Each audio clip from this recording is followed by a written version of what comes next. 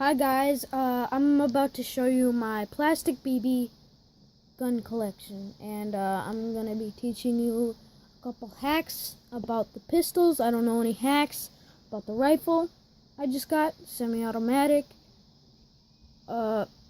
Yeah, so here we go. The pistols, semi-automatic,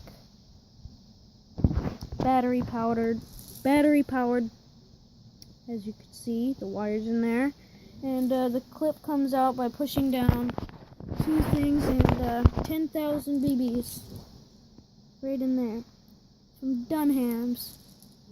Really good place. Thank you, Dunham's. So I'm just gonna show you some hacks about the pistol. So, if you got like a BB stuck inside your pistol, you just grab the barrel like so, and then you push up, and then you'll see everything in there, and then a BB will either be stuck in here, right in here, or right through there. BBs have been getting stuck in my guns a bunch, except for the semi-automatic.